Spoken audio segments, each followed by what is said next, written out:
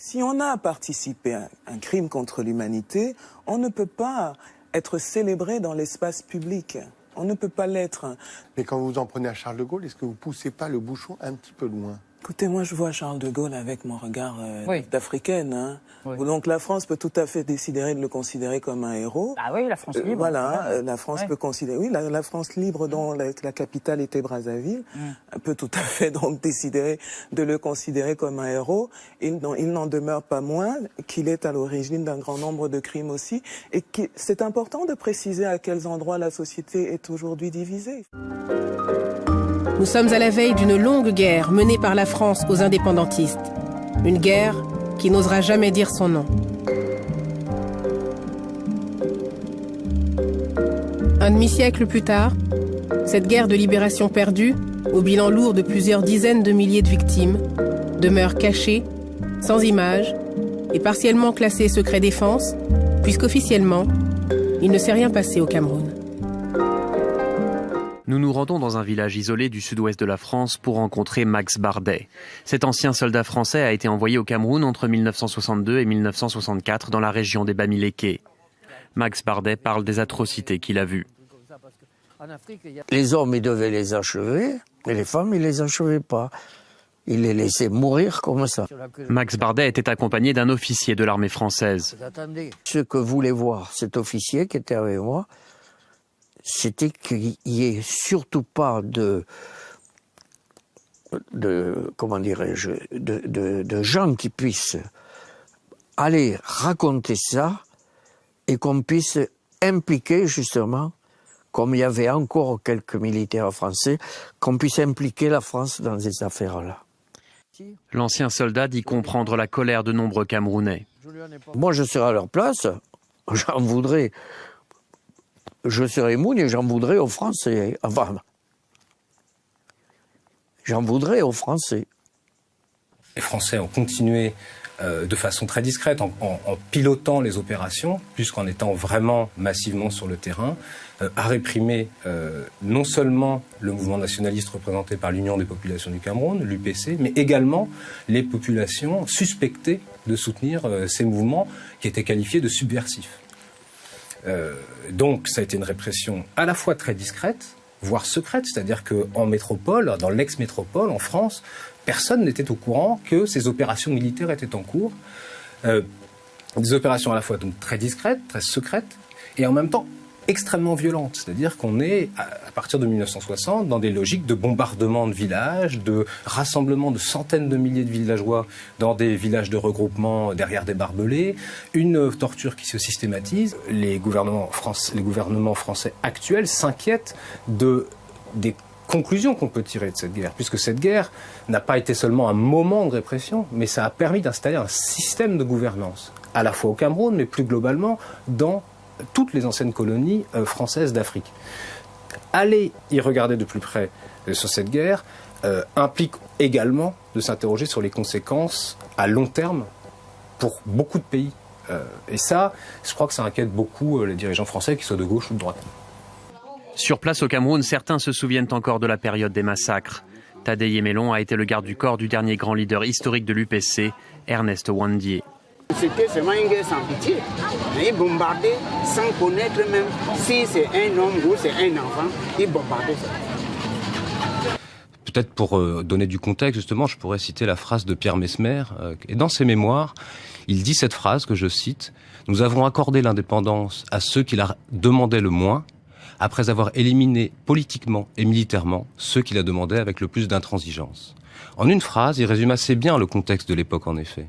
Et les mots sont choisis. Éliminer politiquement, puis militairement, c'est exactement ce qui s'est passé. C'est-à-dire que la France, le Conseil des ministres en France a interdit l'Union des populations du Cameroun. L'UPC est donc rentré en clandestinité et refusant d'abandonner le combat, la France s'est acharnée militairement, cette fois-ci, avec des vastes opérations militaires pour essayer non seulement d'éradiquer l'UPC, mais également toutes les populations accusées de les soutenir, de soutenir les nationalistes. Parce qu'il y en avait d'autres ? Parce qu'il y avait d'autres personnes, il y avait l'UPC, il y avait d'autres groupes. Mais qui surtout, étaient, non, l'UPC, qui avait été créé en 1948, avait mobilisé massivement les Camerounais autour des mots d'ordre d'indépendance, de réunification du Cameroun français et du Cameroun anglais. Et donc, effectivement, il y avait des dizaines et des dizaines et des dizaines de milliers de Camerounais qui soutenaient l'UPC. C'est dans les rapports de police de la France qui dit l'UPC jouit d'une popularité immense. Donc, pour essayer d'éradiquer, d'éliminer, comme dit Messmer, complètement les velléités nationalistes, la France a engagé une guerre. Dans l'Ouest, la région la plus densément peuplée, des villages entiers sont rayés de la carte et leur population est décimée.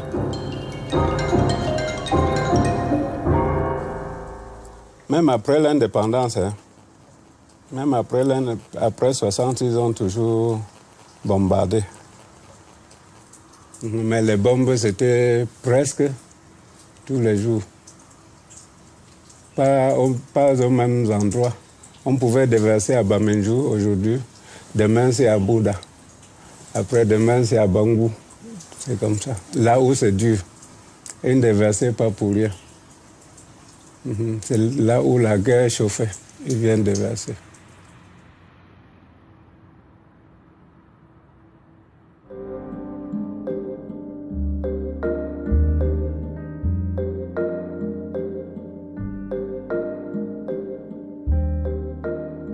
C'est là que les maquis commencent véritablement aussi à l'ouest du pays.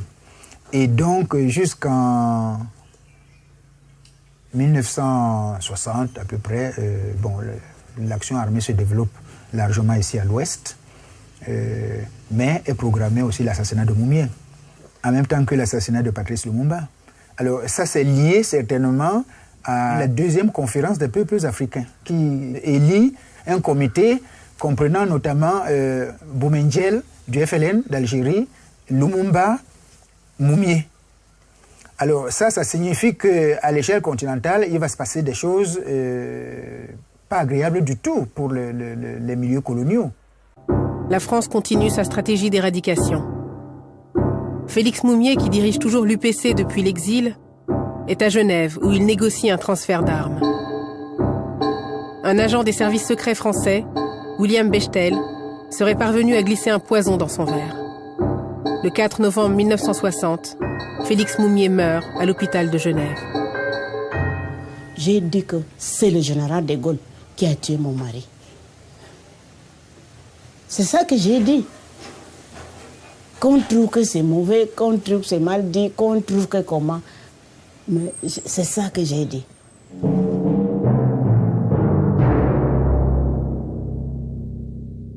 On a toute une série d'opérations qui vont du ratissage et du bouclage dans les années 60, en 1960, février 60, mars 60, mars 60 encore une fois, avec des noms comme Charlie, Echo, Épervier, Martinet, Gold, Juliette, etc. Il y a des opérations tant terrestres que par aviation.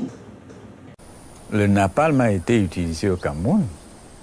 Le napalm a été utilisé au Cameroun, même s'il y a certains démentis pour la forme. Monsieur Messmer ne pourra pas faire un démenti sérieux à ce sujet. Donc vous avez entendu parler de napalm? Oui, c'est pas important.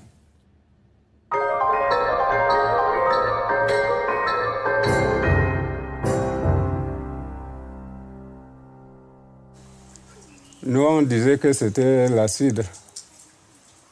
C'est le nom que nous, on connaissait. Qui déverse l'acide sur les gens. Parce que quand ça verse, ça te brûle. Ça brûle même les herbes comme ça, tout. Mais nous, on disait que c'était l'acide. Ouais. Lorsque De Gaulle s'était présenté à Conakry pour soumettre le projet de la communauté franco-africaine, Sékou Touré, qui l'a reçu, lui a dit clairement que, écoutez, la Guinée ne va pas s'inscrire dans cette histoire de la communauté franco-africaine. Le Guinéen Sékou Touré a le toupet de refuser la main généreusement tendue par la France. Par un discours courageux et exalté, Sékou affirme sa volonté d'indépendance au nez et à la barbe du général de Gaulle, dont le moins qu'on puisse dire est qu'il prend très très mal l'affront. Le SDEC lance l'opération Persil, qui consiste à inonder la Guinée de fausses monnaies pour couler l'économie du pays. Les services forment des groupes d'armées d'opposants guinéens, notamment depuis le Sénégal. On tente d'éliminer physiquement Sékou Touré. Toutes les tentatives échouent, dont l'une d'elles de façon rocambolesque. Ils ont cherché à assassiner à plusieurs reprises le leader de l'indépendance de la Guinée. Ils ont monté beaucoup d'opérations contre lui via les services secrets français et la DGSE pour l'assassiner, mais ils n'ont pas pu le faire. Et toutes ces opérations ont échoué contre lui. Mais les Français ne se sont pas arrêtés là, c'est-à-dire aux attentats contre sa vie. Mais ils ont coulé systématiquement l'économie de la Guinée, tout d'abord en bloquant le franc, parce que la Guinée était aussi dans la zone CFA. Donc, qu'est-ce qu'on va faire? On va bloquer tout ce qui a comme devise venant de la Guinée. On a mis un cachet spécial dessus, de sorte que dès que l'argent de la Guinée sort de la Guinée, cet argent ne peut pas être utilisé dans les autres pays. Sékou Touré va décider de créer une monnaie. Les Français vont émettre de faux monnaies pour inonder le pays et couler ainsi également ce projet, cette réalisation de Sékou Touré. Sylvanus Olympio, qui s'est battu durant des années pour le Togo, qui a été assassiné tout simplement parce que il s'était opposé à la France et que il avait voulu signer un accord avec la Banque de France pour sortir le Togo de la zone franc CFA et créer une autre monnaie. C'est-à-dire, il avait voulu signer cet accord le 15 janvier 1963. Le 13 janvier, il a été assassiné. Donc, quand il a été assassiné, on n'a même pas autorisé que son corps puisse reposer au Togo. Son corps repose au Bénin. Et depuis lors, son corps continue d'être au Bénin, jusqu'à présent. Ouais. Voilà, comme je vous l'ai dit, le général de Gaulle. C'est lui, vous pouvez noter ça, vous pouvez aller vérifier au journal officiel. Voilà celui qui a créé le franc CFA. Et à partir de là, se dégage des privilèges. Le franc CFA se fabrique à Chamalières, notez-le, prenez-le. Vous pouvez appeler tout de suite. Comme aujourd'hui c'est samedi, sinon demain, lundi, ils vont répondre. C'est là se fabrique à Chamalières le franc des colonies françaises d'Afrique, en abrégé le franc CFA. Donc, à partir de là, vous voyez bien, comme on dit, le Conseil des ministres peut dévaluer ou réévaluer le franc CFA. Ça, c'est sur papier. Mais dans la réalité, c'est autre. Pourquoi? C'est ce que nous dit le ministre français, le premier ministre français, en la personne de M. Édouard Balladur. Il dit, par exemple, que le franc CFA n'a pas été dévalué par les Africains. Le franc CFA a été dévalué, vous le lisez avec moi, à l'instigation de la France. Voilà, c'est ça l'élément important. Mais Édouard Balladur va plus loin pour dire la monnaie n'est pas un sujet technique, mais politique qui touche à la souveraineté et à l'indépendance des nations. Et sur ce point-là, il a 1 milliard de fois raison. Pourquoi? Parce que la monnaie, le pouvoir de la monnaie appartient au peuple. Sinon, ce sont les représentants du peuple. Donc, ici, vous pouvez vous poser la question, mais pourquoi lui qui sait ça, il va dévaluer le franc CFA? Vous avez la réponse. Parce que le franc CFA appartient 100% à la France. S'il y a un budget, un financement à faire, ce qu'on appelle le financement du développement, sinon le niveau de développement socio-économique, c'est la France qui décide. C'est la France qui impose aux pays africains de la zone franc un niveau de sous-développement socio-économique. C'est elle. C'est un système qui est un héritage colonial. Ça nourrit la France. Quelles sont les conséquences? Il y en a plein. Mais parmi les grandes conséquences, nous pouvons dire qu'il y a un blocage de l'industrialisation des pays de l'Afrique et de la zone franc CFA depuis 1945 jusqu'à ce jour. Pourquoi? Lorsque vous voulez vous industrialiser, vous voulez acheter ce qu'on appelle les équipements industriels, etc. Et puis, si vous voulez acheter aux Américains, eux, ils n'ont pas besoin de francs CFA. Ils ont besoin du dollar. On est d'accord? Alors, pour mémoire, comme le milieu est toujours hétérogène, on appelle devise toutes les monnaies du monde, sauf la monnaie du pays. Ça va? C'est ça qu'on appelle devise. Donc, si vos devises, c'est quand vous vendez, quand les Africains vendent à l'extérieur, qu'ils sont bloqués et qu'ils donnent leur devis à la France, ça veut dire objectivement, mathématiquement, scientifiquement, ils ne peuvent pas importer des biens d'équipement. Donc, ils ne peuvent pas s'industrialiser, ils ne peuvent pas transformer les matières premières chez eux. Et comme ils ne peuvent pas s'industrialiser, eh bien, tout naturellement, ils restent dans la pauvreté. Qu'est-ce que faisait les nazis? Il dit, vous, la France, apportez-nous les biens dont nous avons besoin. Et en contrepartie, on crédite votre camp, on met un signe plus. Voilà ce que nous dit M. Jean Boissonnat, brillant et journaliste, mais il n'est pas cité ici en tant que tel. Il est cité parce qu'il est membre du comité monétaire de la Banque de France. Et regardez ce qu'il dit. Il dit, la zone franc a permis à la France de se fournir en certaines matières premières sans débourser de devises. Ça dit, ne paye pas. Pour mémoire, lorsque le Ghana va à la France est obligée de puiser dans ses réserves des devises pour payer le Ghana. Si la France veut achète des biens, par exemple, au Nigeria, ou du moins à tous les autres pays du monde, qui ne sont pas membres de la zone franc, elle prend les devises et elle les paye. En ce qui concerne les 15 pays d'Afrique francophones de la zone franc CFA, sans débourser de devises, elle prend seulement son signe plus, elle les crédite. Voilà le système. Et je lui dis, bah oui, mais depuis que l'Afrique est libre, il n'y a plus de colonies en Afrique. Vous m'avez dit non.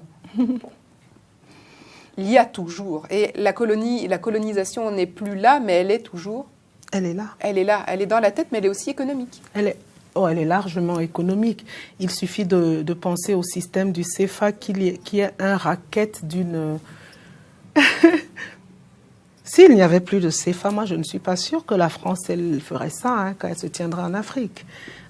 Il faudrait peut-être que les Français dits de souche qui nous mettent sur des strapontins identitaires et qui nous disent que nos nationalités françaises sont des nationalités élastiques et puis on peut nous l'enlever, etc. Et qui disent à nos enfants qu'ils ne sont pas tout à fait d'ici, qu'ils les violentent sans cesse. Il faudrait peut-être leur dire que si l'Afrique arrêtait de nourrir la France, elle ferait moins le malin. Moi, je dis, elle emprunterait de l'argent à la Grèce, la Grèce actuelle. Et alors, moi, j'aimerais avoir votre avis sur ce qu'on appelle le grand homme, puisque c'est la grande référence politique française. Tout le monde se réclame de Gaulle, on est tous gaullistes. C'est souvent ce que les hommes politiques... En tout cas, certains hommes politiques... voilà. Et moi, j'aimerais connaître votre réaction. Comment vous voyez ce personnage ? Je vais être un peu iconoclaste, je pense. Vous pouvez. Déjà, je reviens quand j'étais petite. Je me suis toujours demandé pourquoi on chantait les louanges d'un monsieur qui n'était pas sur le front de la guerre. C'est très personnel. Je me disais pourquoi le général de Gaulle et pas le général Leclerc, puisqu'on me disait que le général Leclerc, lui, il avait été au combat. Donc, je ne comprenais pas trop. On m'a dit qu'il a fait de la résistance depuis l'Angleterre. Bon. Nous savons que le général de Gaulle, qui est une figure tutélaire ici, qui a certainement des qualités, et qui est grand au moins par la taille. Oui. Le général de Gaulle, qui donc se battait contre une occupation, n'avait aucun scrupule à occuper ailleurs. Donc, je ne peux pas avoir une admiration pour quelqu'un qui méprisait autant les miens, je ne peux pas.